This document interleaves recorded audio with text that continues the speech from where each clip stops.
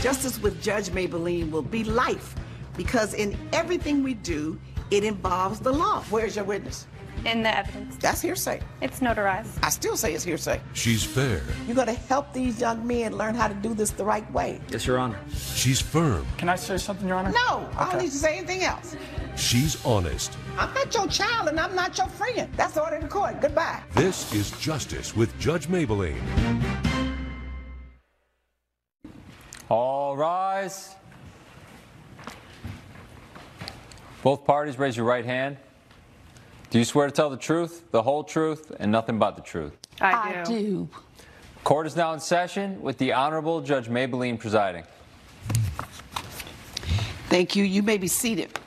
This is the matter of Kia Chapman versus Marion Rush.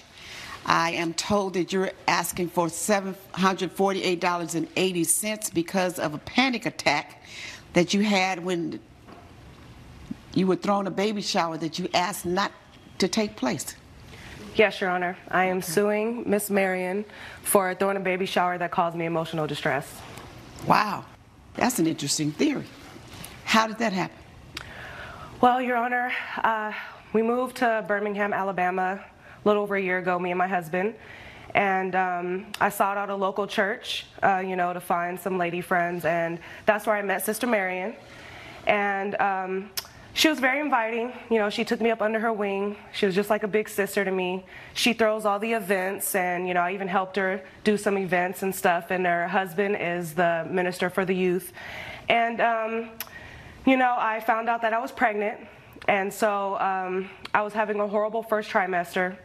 I took a break, and I was getting really sick, so I took a hiatus from church. I didn't go for about a few weeks. And once I got the confidence to go back to church, I was showing a little bit. So a few of the ladies congratulated me, and then Sister Marion took it upon herself to make a huge announcement and announce to the church that I was pregnant. And, I really didn't appreciate that because I was trying to stay low-key. And after the service, she came up to me and said, what do you want to do for your baby shower? And I let her know that I did not want a baby shower. And so she took it upon herself after, I kind of forgot about the whole thing. And so after a few months went by, I was 8 months, and we're having lunch after service. And I walk outside, and everybody's screaming surprise. And Sister Marion was right in the forefront, the one throwing the baby shower. So they said surprised and had a whole lot of gifts for you, right? Yes. And so what happened as a result of that? Okay, so when I first got to the baby shower, my anxiety was so high. It was just so much attention. My husband was right there trying to help me cope with what was going on. And, I tried to just ride it through and enjoy myself. And I didn't want the ladies to feel unappreciated because I really did appreciate everything. And that night when I went home, I just had the biggest panic attack. And it's just like I was just having so much anxiety and my mind was racing that my husband talked to me and we decided that I should go to therapy.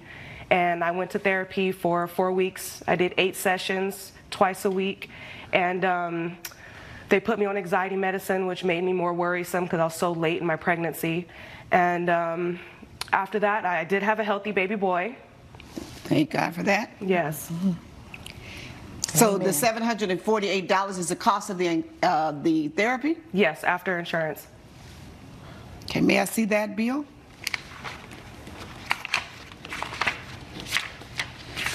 And prior to that, you had never been in therapy? No. Prior to that occurrence? No. Prior to that occurrence, were you aware of having anxiety attacks? No, not on an extreme level. So a lot of people in front of you, happy, congratulations, singing something, your praise or whatever, that's overwhelming. Yes, it's very sensitive, my pregnancy. I was trying to keep it to myself. It wasn't something that I wanted to share with a new community like that. Is there a reason? Were you afraid you may lose the baby and you didn't want to get too excited? So previously to us moving to Birmingham, we conceived and I had a very rough pregnancy. And late in the pregnancy, I did have a miscarriage and I lost the baby at 8 months. So Sister Marion throwing the baby shower, you know, was around the same time, 8 months. It was something that I really didn't want to just, you know, deal with everyone kind of, you know, in my little bubble that I was having. You know, it was kind of something me and my husband wanted to experience ourselves just in case, because I didn't want all the expectations, you know, of, you know, the whole congregation of me having a healthy baby just in case if something didn't happen, right? Coming up on Justice with Judge Mablean. You didn't respect what she had said. But out of the kindness, I meant no malice, Judge Mablean, no malice. Just you know what? Simply out of the kindness of my heart. And later. We held on to each other. He began pushing me until his force wound up driving us both through the screen door. We're back with the case of Kia Chapman, who is suing Marianne Rush for emotional distress. Were you aware of her desire not to have a baby shower? I was completely unaware. I had no idea. See, Judge Mablean, Miss Chapman is kind of a quiet person. When I introduced myself to her at our church, she was withdrawn. So I took a liking to her. Because she was withdrawn? Yes. I wanted to take her under my wing and try to help her, to show her that this Greater Ebenezer is a place where she can be supported in her endeavors. So I invited her to my house for dinner. I did, her and her husband. I am responsible for hospitality at the church, so I organize luncheons after church service. I made sure that her and her husband felt welcome at the luncheons. But Judge, I had no idea of her difficulties in her pregnancies. When I saw that she was pregnant, I then went to her and asked her what kind of things she liked. So I welcomed her. Now, when you showed her all these things and asked her what did she want to happen, what was her response? She withdrew. Okay, so that let you know she wasn't interested in you doing that. Judge, I just attributed to her being shy. That's all. Because, again, when I introduced myself to her, you know, she was kind of pulled back behind her. You said she was shy and withdrawn. Yes, yes, I understand that. But, you know, sometimes people say things they just don't mean. And sometimes they say things they mean. Yes, I suppose so. But, again, I had no idea about her difficulties. Right. But she did. Pregnancy. And she said, I don't want a baby shower. But, Judge Mablean, you know how they do this. Yeah, people say things that we say, oh, they don't really mean that. That's because that's what you like. And that's your personality. And all on the internet, you know how they have the gender reveal and they have all the parties, things that I didn't do as a young. Me either. And some of them don't like it. Some of the young, she didn't want that. And she doesn't have to explain to you why. You didn't respect what she had said. But out of the kindness, I meant no malice, Judge Mablean, no malice. Just you know what? simply out of the kindness of my heart. You know that. You're not saying she did it maliciously, are you? Not at all. I just feel like Sister Marion did not respect my boundaries. And that's that word, respect my boundaries. That's what she told me. That phrase. Woo, respect my boundaries. And once I let it be known I didn't want a baby shower, then that's Who did you tell that you didn't want a baby shower? You said that to her when she asked. She didn't even ask me if I wanted a baby shower. She said, what do you want to do for your baby shower? And then I let her know I don't want a baby shower. And you didn't think that she really meant that? No, I did not. I just thought she had just came to the community and she was just feeling a little apprehensive about engaging with everyone, being new to our community. Yeah. But you know, it cost her some medical issues. And it really, you know, depending on her mental state, it could have sent her overboard. But that's the purpose of the church. Why didn't she come to the church for counseling? She could have received that same counseling at church. That's why we're there, to love and embrace. You know why she didn't come to the church for counseling? Because she has free will and she chose not to come to the church for counseling. I understand. She go to counseling where she wants to go to counseling. Here you go again. Why didn't she come to the church for counseling? Because You say the church offers that, and that's the place where you go for healing, for counseling. You should go to the church, to the minister, to the sisterhood, whatever. That's your thought pattern. Again, you're not respecting her right. Look, I'm a part of that drill. I used to be, but I know better now. I keep getting educated every day. That's why I love this job, and that's why I love dealing with people. So you sent her into a medical issue.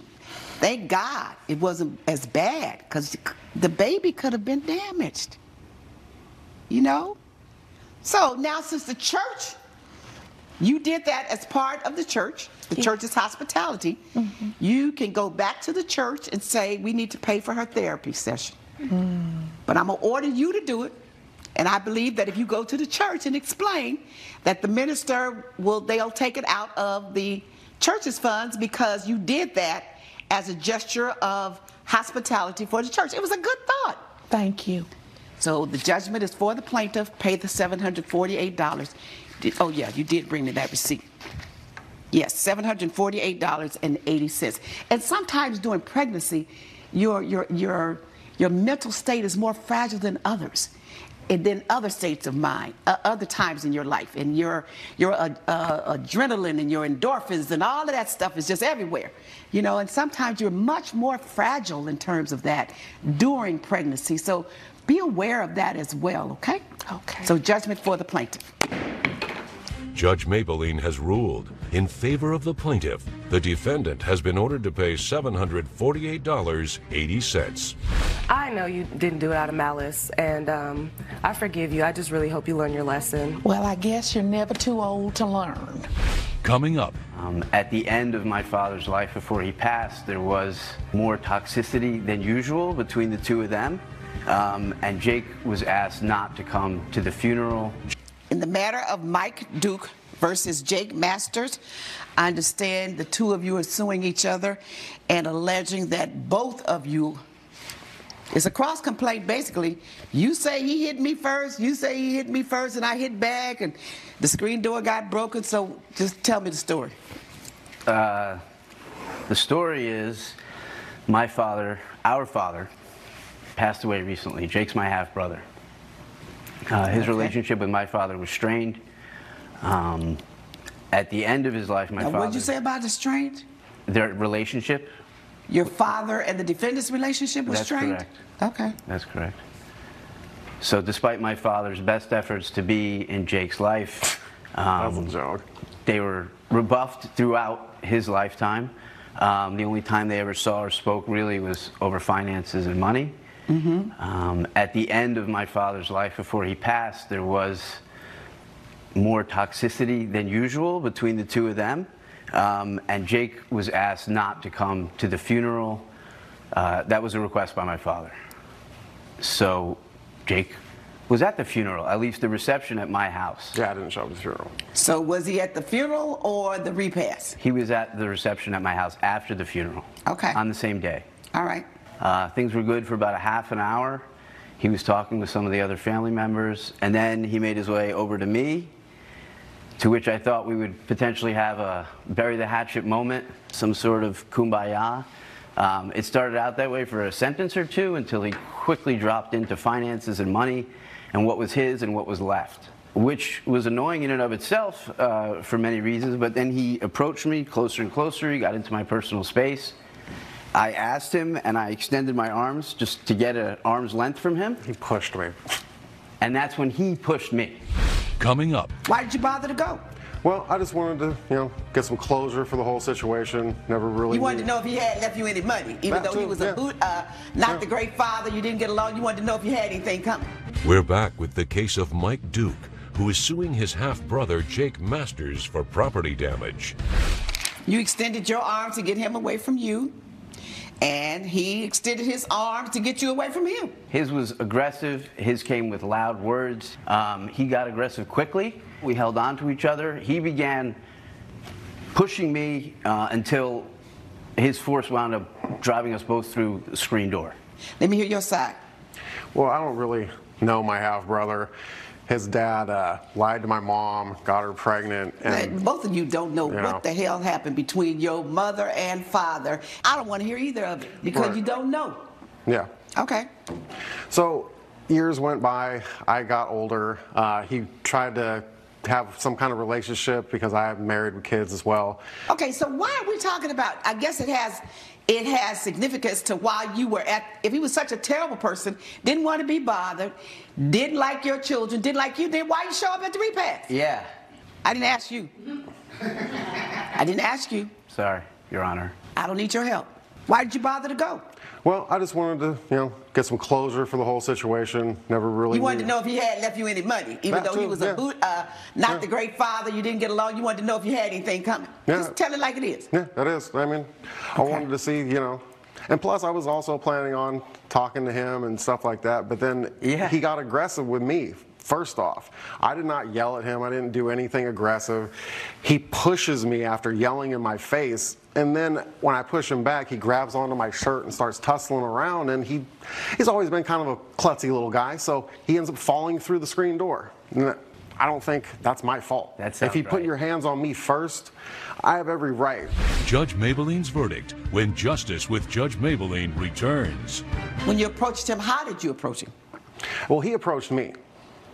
Oh, he came over and talked to me. His version says you came up to talk to him. My version is the correct version. His version is the fantasy version where he's always right, just like his dad was always right. It's a question of push shove, who pushed who first, who touched who first. You admit that you touched him first, but you explain your touching as I wanted to get him out of my face, so I just sort of pushed. You didn't even say push, extended my arms. But it's still a touching. The extension of your arms became a touching because you touched his body. He then extended his arms a little bit more in a different manner and touched your body. Then you all began a tug of war. You're gonna fight now. Well, no, you grabbed a hold of my shirt. And in doing shirt. so, you tussling, you're moving around, and you hit the screen door. Mm-hmm. And you break your screen door. Mm-hmm. I say both of you are responsible. Each pay half to get the screen door repaired. That's the judgment. Judge Mablean has ruled in favor of the plaintiff. The defendant has been ordered to pay $236. You shouldn't have been there. So you provoked, and then you got what you got what you came for in the end. And I don't know why you were surprised. I'm surprised that I had to pay anything at all.